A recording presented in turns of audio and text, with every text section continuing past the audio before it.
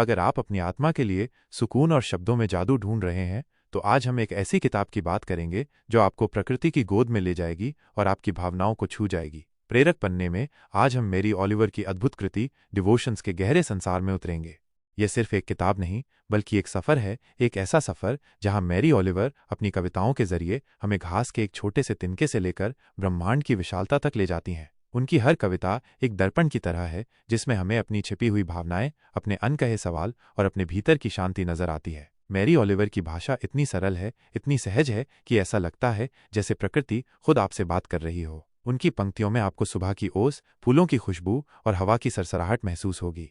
वे सिर्फ कविताएं नहीं लिखती, वे भावनाओं को बुनती हैं, दुख को, खुशी को, आश्चर्य को और सबसे बढ़कर जीवन के प्रति प्रेम को। डिवोशंस आपको सिखाती है कि कैसे छोटी छोटी चीज़ों में भी असीम सुंदरता और गहरा अर्थ छुपा होता है। ये किताब आपको जिंदगी की भागदौड़ से एक पल का ठहराव देती है, जहां आप अपनी सांसों को महसूस कर सकते हैं, अपने आसपास की दुनिया को देख सकते हैं और अपने भीतर के शांत कोने से जुड़ सकते हैं। मैरी ओलिवर की कविताएं सिर्फ पढ़ने के लिए नहीं हैं, बल्कि उन्हें जीने के लिए हैं। वे हमें याद दिलाती हैं कि प्रकृति हमारा सबसे बड़ा शिक्षक है और उसके हर रूप में एक गहरा संदेश छिपा है। इस किताब को पढ़ते हुए आपको लगेगा कि आप खुद मैरी ओलिवर के साथ किसी जंगल में घूम रहे हैं, किसी नदी के किनारे बैठे हैं या किसी फूल को खिलते हुए देख रहे हैं। डिवोशंस आपको जीवन की साधारण चीज़ों में असाधारण सुंदरता खोजने की प्रेरणा देगी और आपको अपनी आत्मा के करीब लाएगी। ये एक ऐसी किताब है जो आपके साथ हमेशा रहेगी, और जब भी आप अपनी जिंदगी में थोड़ी रोशनी या शांति महसूस करना चाहेंगे, तो इसके पन्ने आपको हमेशा राह दिखाएंगे। तो आइए इस यात्रा में हमारे साथ जुड़िए और मैरी ओलिवर की कविताओं के जादू का अनुभव कीजिए। चलिए दोस्तों, अब बात करते हैं इस बुक के पहले टॉपिक, प्रकृति से जुड़ाव, कनेक्शन विथ नेचर के बारे में। मैरी ओलिवर की कविताओं में प्रकृति सिर्फ एक पृष्ठभूमि नहीं है, बल्कि एक जीवंत किरदार है, एक गहरा शिक्षक है। वे हमें सिखाती हैं कि कैसे पेड़ों की खामोश उपस्थिति, पक्षियों का चहचहाना और जानवरों की सहजता हमें अपने भीतर झांकने का अवसर देती है। एक पुराना पेड़ जिसकी जड़ें जमीन में गहराई तक धंसी हैं, हमें स्थिरता और सहनशीलता का पाठ पढ़ाता है। एक उड़ता हुआ पक्षी हमें आज़ादी और निडरता का एहसास कराता है, और किसी जानवर की आंखों में देखने पर हमें जीवन की सरलता और सहजता का अनुभव होता है। यह सब हमें आत्मचिंतन की ओर ले जाता है, जहां हम अपने अस्तित्व और इस विशाल ब्रह्मांड में अपनी जगह के बारे में सोचते हैं। मैरी ओलिवर हमें बताती हैं कि कैसे बारिश की बूंदों की थपथपाहट, हवा की सरसराहट और समुद्र की लहरों का शोर हमें एक अजीब सी शांति प्रदान करता है। ये शोर नहीं, बल्कि प्रकृति का संगीत है, जो हमारी आत्मा को शांत करता है और हमें भीतर से सुकून महसूस कराता है। इन आवाज़ों में एक प्राचीन ज्ञान छिपा है, जो हमें बाहरी दुनिया के शोरगुल से दूर कर अपने आंतरिक शांति के केंद्र से जोड़ता है। उनकी कविताओं में इंसान और प्रकृति के बीच का भावनात्मक रिश्ता बहुत गहराई से दर्शाया गया है। वे मानती हैं कि प्रकृति सिर्फ हमें संसाधन नहीं देती, बल्कि वो हमारी आत्मा का एक अभिन्न अंग है। जब हम प्रकृति से जुड़ते हैं, तो हमें अकेलापन महसूस नहीं होता। एक खिले हुए फूल को देखकर जो खुशी मिलती है, या एक ठंडी हवा के झोंके को महसूस करके जो सुकून मिलता है, वह इंसान और प्रकृति के बीच के अटूट बंधन को दर्शाता है। यह रिश्ता प्रेम, सम्मान और आपसी समझ पर आधारित है। मैरी ओलिवर हमें फूलों की नाजुक पंखुड़ियों और पत्तियों की शिराओं में जीवन के संकेतों को देखने के लिए प्रेरित करती हैं। वे हमें सिखाती हैं कि कैसे एक छोटा सा अंकुर भी जीवन की अदम्य इच्छा शक्ति का प्रतीक है। हर पत्ती, हर फूल अपने आप में एक पूरी कहानी कहता है, जन्म, विकास और अंत की कहानी। ये हमें याद दिलाते हैं कि जीवन एक चक्र है और हर अंत में एक नई शुरुआत छिपी होती है। इन छोटे छोटे विवरणों में हमें जीवन की विशालता और सुंदरता का बोध होता है। अंत में वे हमें जंगल की गहरी खामोशी और झील के शांत पानी में ध्यान की भावना खोजने के लिए प्रोत्साहित करती हैं। जंगल की हरियाली और उसकी रहस्यमयी शांति हमें भीतर तक शांति प्रदान करती है, जबकि झील का स्थिर पानी हमें अपने मन को शांत करने और विचारों को स्थिर करने में मदद करता है। ये वो स्थान है जहां हम खुद को प्रकृति के साथ एकाकार कर पाते हैं, जहां हम अपने अस्तित्व के गहरे अर्थ को समझ पाते हैं और जहां हम अपने भीतर के शोर को शांत करके वास्तविक शांति का अनुभव करते हैं। मैरी ओलिवर की कविताओं के माध्यम से हम समझते हैं कि प्रकृति से जुड़ना सिर्फ एक शारीरिक क्रिया नहीं, बल्कि एक आत्मिक अनुभव है जो हमें पूर्णता की ओर ले जाता है। चलिए दोस्तों, अब बात करते हैं इस बुक के दूसरे टॉपिक, जीवन का गहराई से अनुभव, माइंडफुल लिविंग के बारे में। मैरी ओलिवर की कविताओं का एक और महत्वपूर्ण पहलू है जीवन के हर छोटे पल को पूरी तरह जीना, उसे गहराई से महसूस करना। वे हमें सिखाती हैं कि अक्सर हम भविष्य की चिंता या अतीत की यादों में खोकर वर्तमान को जीना भूल जाते हैं, लेकिन सच्ची सुंदरता और खुशी तो इसी पल में छिपी है, चाहे वो एक फूल का खिलना हो, हवा का स्पर्श हो या बारिश की बूंदें हों, वे हमें हर पल में डूब जाने के लिए प्रेरित करती हैं, उसे पूरी चेतना के साथ अनुभव करने के लिए कहती हैं। यह सिर्फ देखना नहीं, बल्कि महसूस करना, सुनना, सूंघना और छूना भी है। जीवन के हर सूक्ष्म पहलू से जुड़ना है। उनकी प्रसिद्ध पंक्ति attention is the beginning of devotion इस विचार का मूल मंत्र है। इसका अर्थ यह है कि किसी भी चीज के प्रति सच्ची भक्ति या प्रेम तभी शुरू होता है जब हम उसे पूरी तरह से ध्यान देते हैं। जब हम किसी चीज को पूरी एकाग्रता से देखते हैं, सुनते हैं या महसूस करते हैं, तो हम उसके साथ एक गहरा संबंध स्थापित करते हैं। यह केवल भौतिक चीजों के लिए नहीं, बल्कि रिश्तों, विचारों और अनुभवों के लिए भी सच है। जब हम अपना पूरा ध्यान देते हैं तो हम उस चीज की असली आत्मा और गहराई को समझ पाते हैं, और तभी उसके प्रति हमारा सम्मान और प्रेम विकसित होता है। यह हमें सिखाता है कि जीवन में हर चीज महत्वपूर्ण है, बस उसे देखने के लिए हमें अपनी दृष्टि खोलनी होगी। मेरी ओलिवर हमें मौन और अकेलेपन की शक्ति का भी अनुभव कराती हैं। आज की शोर भरी दुनिया में, जहां हर कोई एक दूसरे से जुड़ा हुआ है, मौन और अकेलापन अक्सर डरावना लगता है, लेकिन वे हमें दिखाती हैं कि ये वास्तव में आत्मखोज और आंतरिक शांति का द्वार है। मौन में ही हम अपनी अंतरात्मा की आवाज सुन पाते हैं, अपने विचारों को समझ पाते हैं और अपनी भावनाओं को शांत कर पाते हैं। अकेलेपन में हम बाहरी दुनिया के प्रभावों से मुक्त होकर अपने सच्चे स्वरूप से मिल पाते हैं। ये हमें अपनी जरूरतों को समझने और अपनी आत्मा को पोषित करने का अवसर देता है। उनकी कविताओं में सबसे प्रेरणादायक चीजों में से एक है साधारण चीजों में असाधारण को देखना। मेरी ओलिवर के लिए एक छोटा कंकड़, एक उड़ती हुई तितली या एक टूटी हुई पत्ती भी असाधारण सुंदरता और ज्ञान का स्रोत हो सकती है। वे हमें सिखाती हैं कि सुंदरता हर जगह मौजूद है, बस हमें उसे देखने के लिए अपनी आंखें खोलनी होंगी। ये हमें सिखाता है कि जीवन की सबसे बड़ी खुशियां अक्सर सबसे साधारण पलों में छिपी होती हैं, और हमें उन्हें अनदेखा नहीं करना चाहिए। यह एक दृष्टिकोण है जो हमें कृतज्ञता और विस्मय से भर देता है। अंत में, माइंडफुल लिविंग का अर्थ है जीवन के लम्हों का सम्मान करना। हर पल, चाहे वो कितना भी छोटा या महत्वहीन लगे, अपने आप में एक अनमोल उपहार है। मेरी ओलिवर हमें सिखाती हैं कि हमें हर पल को पूरी तरह से जीना चाहिए, उसे संजोना चाहिए और उसका सम्मान करना चाहिए। ये हमें यह भी याद दिलाता है कि जीवन क्षणभंगुर है, और इसलिए हर अनुभव को पूरी चेतना और आभार के साथ स्वीकार करना चाहिए। ये हमें जीवन के प्रति एक गहरा प्रेम और कृतज्ञता विकसित करने में मदद करता है, और हमें सिखाता है कि हम कैसे हर दिन को एक अनमोल उपहार मानकर जी सकते हैं। दोस्तों, अब बात करते हैं इस बुक के तीसरे टॉपिक, आत्मा और आध्यात्मिकता, सोल और स्पिरिचुअल कनेक्शन के बारे में। मेरी ओलिवर की कविताओं का सबसे गहरा और भावनात्मक पहलू है आत्मा और आध्यात्मिकता से उनका जुड़ाव। वे हमें सिखाती हैं कि कैसे अपनी व्यस्त जिंदगी में हम अक्सर अपनी आत्मा की धीमी, फुसफुसाती आवाज को अनसुना कर देते हैं। उनकी कविताएं हमें इस बात पर ध्यान देने के लिए प्रेरित करती हैं कि हमारे भीतर एक शांत, आंतरिक संसार है जो हमें सही राह दिखाता है। यह अपनी सहज प्रवृत्ति पर भरोसा करने, अपने अंतर्ज्ञान को सुनने और अपनी गहरी इच्छाओं को समझने का निमंत्रण है। जब हम अपनी आत्मा की आवाज सुनते हैं तो हम अपने सच्चे स्वरूप से जुड़ते हैं और जीवन में अधिक स्पष्टता और उद्देश्य पाते हैं। मेरी ओलिवर के लिए प्रकृति के जरिए ईश्वर से संवाद एक स्वाभाविक प्रक्रिया है। वे किसी औपचारिक धार्मिक संरचना की बात नहीं करती, बल्कि वे मानती हैं कि ईश्वर की उपस्थिति हर पत्ती, हर फूल, हर उड़ते पक्षी में है। जब वे जंगल में चलती हैं या किसी झील के किनारे बैठती हैं, तो उन्हें लगता है जैसे वे सीधे किसी उच्च शक्ति से बात कर रही हैं। प्रकृति की सुंदरता और उसका क्रमबद्ध स्वरूप उन्हें एक आध्यात्मिक अनुभव प्रदान करता है। उनके लिए प्रकृति को देखना, उसका अनुभव करना ही एक प्रकार की प्रार्थना है, एक संवाद है जहां वे अपने प्रश्नों के उत्तर पाती हैं और शांति महसूस करती हैं।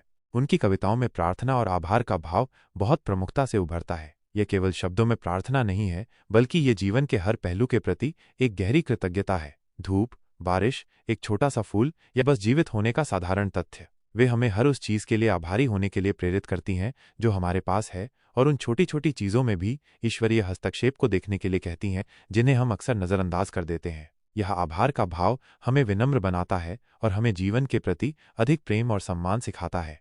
मेरी ओलिवर के लिए कविता को एक साधना के रूप में देखना उनके आध्यात्मिक अभ्यास का केंद्र है। वे कविता को केवल शब्दों का खेल नहीं मानती, बल्कि इसे सत्य और सौंदर्य को खोजने का एक तरीका मानती हैं। कविता लिखते समय वे गहन ध्यान की स्थिति में होती हैं, जहां वे अपने भीतर के विचारों और भावनाओं को शब्दों का रूप देती हैं। यह उनके लिए एक पवित्र कार्य है, एक ऐसा मार्ग जिससे वे जीवन के रहस्यों को उजागर करती हैं और दूसरों के साथ अपनी अंतर्दृष्टि साझा करती हैं। कविता उनके लिए स्वयं को अभिव्यक्त करने और ब्रह्मांड से जुड़ने का एक माध्यम है, और अंत में वे जीवन और मृत्यु के बीच आध्यात्मिक पुल का भी अन्वेषण करती हैं। मेरी ओलिवर मृत्यु को अंत के रूप में नहीं देखती, बल्कि इसे जीवन के चक्र का एक स्वाभाविक और अभिन्न अंग मानती हैं। उनकी कविताओं में मृत्यु अक्सर एक शांत और स्वीकार्य विषय होती है, जो हमें याद दिलाती है कि जीवन क्षणभंगुर है और इसलिए हमें हर पल को पूरी तरह जीना चाहिए। ये हमें इस विचार से परिचित कराती है कि मृत्यु के बाद भी कुछ है, एक निरंतरता है, और यह हमें जीवन के प्रति एक गहरा आध्यात्मिक परिप्रेक्ष्य प्रदान करती है। वे हमें सिखाती हैं कि जीवन और मृत्यु दोनों ही एक बड़े आध्यात्मिक प्रवाह का हिस्सा हैं और हमें दोनों को ही स्वीकार करना और सम्मान देना सीखना चाहिए। दोस्तों, अब बात करते हैं इस बुक के चौथे टॉपिक प्रेम, करुणा और संवेदनशीलता, लव, कंपैशन और सेंसिटिविटी के बारे में। मेरी ओलिवर की कविताओं में प्रेम, करुणा और संवेदनशीलता केवल मानवीय रिश्तों तक सीमित नहीं है, बल्कि ये जीवन के हर पहलू में समाये हुए हैं। वे हमें सिखाती हैं कि कैसे हमें जानवरों और पक्षियों के प्रति गहरी संवेदनशीलता रखनी चाहिए। उनके लिए एक गिलहरी का दौड़ना, एक पक्षी का उड़ना या एक हिरण की आंखों में देखना, ये सब केवल जीव वैज्ञानिक अवलोकन नहीं है, बल्कि ये ऐसे पल हैं जहां हमें जीवन की पवित्रता और मासूमियत का एहसास होता है। वे हमें याद दिलाती हैं कि ये जीव भी इस धरती पर हमारे सहयात्री हैं और उनके प्रति हमारा व्यवहार करुणा और सम्मान से भरा होना चाहिए। वे इन जीवों में अपने ही अस्तित्व का एक अंश देखती हैं। मेरी ओलिवर अक्सर इस बात पर जोर देती हैं कि कैसे उनका मनुष्य से अधिक भावनात्मक संबंध प्रकृति से है। यह किसी मानवीय रिश्ते को कम नहीं करता, बल्कि ये दिखाता है कि प्रकृति के साथ उनका जुड़ाव कितना गहरा और व्यक्तिगत है। प्रकृति उन्हें बिना शर्त प्यार देती है, सुकून देती है और उनसे कुछ भी नहीं मांगती। पेड़ों की खामोश उपस्थिति, फूलों की सुंदरता और हवा की आवाज में उन्हें एक ऐसा साथी मिलता है जो हमेशा मौजूद रहता है और उन्हें कभी निराश नहीं करता। यह रिश्ता उन्हें भावनात्मक रूप से पोषित करता है और उन्हें जीवन में संतुलन खोजने में मदद करता है। उनकी कविताओं में प्यार को देवत्व के रूप में देखना एक बहुत ही मार्मिक विचार है। मेरी ओलिवर के लिए प्रेम केवल एक भावना नहीं है, बल्कि ये एक ईश्वरीय गुण है जो हर जीवित चीज में मौजूद है। चाहे वो किसी फूल के प्रति प्रेम हो, किसी जानवर के प्रति करुणा हो या किसी इंसान के प्रति लगाव हो, ये सभी प्रेम के विभिन्न रूप हैं जो हमें एक बड़ी दैवीय शक्ति से जोड़ते हैं। प्रेम ही वह धागा है जो ब्रह्मांड की हर चीज को एक साथ बांधे रखता है। जब हम प्रेम करते हैं तो हम वास्तव में देवत्व का अनुभव करते हैं। मेरी ओलिवर अक्सर प्रेम के मौन और स्थिर रूप को दर्शाती हैं। उनका प्रेम जोरदार या प्रदर्शनकारी नहीं है, बल्कि ये शांत, गहरा और लगातार बना रहने वाला है। ये उस तरह का प्रेम है जो एक पेड़ की जड़ें जमीन को थामे रहती हैं, या जैसे सूरज की रोशनी बिना किसी शोर के धरती को ऊर्जा देती है। यह वो प्रेम है जो बिना किसी उम्मीद के देता है, जो सिर्फ उपस्थित होकर ही अपना महत्व साबित करता है। यह हमें सिखाता है कि सबसे शक्तिशाली प्रेम अक्सर सबसे शांत और अदृश्य होता है। और अंत में उनकी कविताएं हमें करुणा से भरी दृष्टि से दुनिया देखना सिखाती हैं। यह सिर्फ दया दिखाना नहीं है, बल्कि हर चीज और हर किसी के प्रति सहानुभूति और समझ रखना है। जब हम करुणा से देखते हैं तो हम दूसरों के दर्द को महसूस कर पाते हैं, उनकी खुशी को समझ पाते हैं और हर प्राणी में जीवन की पवित्रता को पहचान पाते हैं। यह हमें पूर्वाग्रहों से मुक्त करता है और हमें एक अधिक समावेशी और संवेदनशील इंसान बनाता है। मेरी ओलिवर की कविताएं हमें सिखाती हैं कि करुणा ही वो लेंस है जिसके माध्यम से हम इस दुनिया की सच्ची सुंदरता और गहराइयों को देख सकते हैं। दोस्तों, अब बात करते हैं इस बुक के पांचवें और अंतिम टॉपिक मृत्यु और मृत्यु के बाद की सोच, रिफ्लेक्शंस ऑन डेथ के बारे में। मेरी ओलिवर की कविताओं में मृत्यु एक भयावह अंत नहीं है, बल्कि जीवन के ही एक स्वाभाविक और अनिवार्य हिस्से के रूप में सामने आती है। वे हमें सिखाती हैं कि हमें मृत्यु का डर नहीं, बल्कि उसकी स्वीकृति करनी चाहिए। जिस तरह पतझड़ में पत्ते झड़ते हैं ताकि नए अंकुर फूट सकें, उसी तरह मृत्यु भी जीवन चक्र का एक जरूरी हिस्सा है। यह हमें सिखाती है कि जीवन क्षणभंगुर है और इसलिए हर पल को पूरी चेतना और आभार के साथ जीना कितना महत्वपूर्ण है। उनकी कविताओं में मृत्यु को अक्सर एक शांत और सौम्य प्रक्रिया के रूप में दर्शाया गया है, जिससे हमें जीवन की नश्वरता को स्वीकार करने की शक्ति मिलती है। वे प्रकृति के नियमों में मृत्यु की सुंदरता को देखती हैं। मेरी ओलिवर के लिए एक मृत पत्ता, एक सूखा हुआ पेड़ या एक शांत पड़ा हुआ जानवर, ये सभी अपने आप में एक अलग तरह की सुंदरता और शांति रखते हैं। वे प्रकृति में होने वाले जन्म और मृत्यु के अंतहीन चक्र को एक गहरे आध्यात्मिक क्रम के रूप में देखती हैं। यह क्रमबद्धता हमें यह समझने में मदद करती है कि मृत्यु कोई अचानक होने वाली घटना नहीं है, बल्कि ये जीवन की एक स्वाभाविक परिणति है जिसमें भी एक अद्भुत व्यवस्था और सौंदर्य छिपा है। उनकी कविताओं में आत्मा की अमरता पर विश्वास की एक गहरी भावना है। हालांकि वे किसी विशिष्ट धार्मिक मत का पालन नहीं करती, फिर भी वे इस बात पर विश्वास करती हैं कि कुछ ऐसा है जो शरीर के मिट जाने के बाद भी बना रहता है। यह विश्वास उन्हें मृत्यु के भय से मुक्त करता है और उन्हें एक गहरी शांति प्रदान करता है। उनकी पंक्तियां अक्सर इस विचार की ओर इशारा करती हैं कि हमारा अस्तित्व केवल इस भौतिक शरीर तक सीमित नहीं है, बल्कि हमारी आत्मा एक बड़े शाश्वत प्रवाह का हिस्सा है जो जीवन और मृत्यु के पार है। मेरी ओलिवर हमें एक शांत और संतुलित विदाई की कल्पना करने के लिए प्रेरित करती हैं। उनकी कविताएं मृत्यु को एक ऐसी यात्रा के रूप में देखती हैं जिसे शांति और गरिमा के साथ स्वीकार किया जाना चाहिए। वे हमें अपने जीवन को इस तरह से जीने के लिए प्रेरित करती हैं कि जब अंत आए तो हमें कोई पछतावा न हो, बल्कि हम एक पूर्ण और संतोषजनक जीवन के अनुभव के साथ विदा हों। ये हमें अपने रिश्तों को सुधारने, अपने सपनों को पूरा करने और अपने भीतर शांति खोजने के लिए प्रेरित करता है, ताकि अंतिम पल में हमें सुकून महसूस हो। और अंत में उनकी सबसे प्रसिद्ध पंक्तियों में से एक है, tell me what is it you plan to do with your one wild and precious life.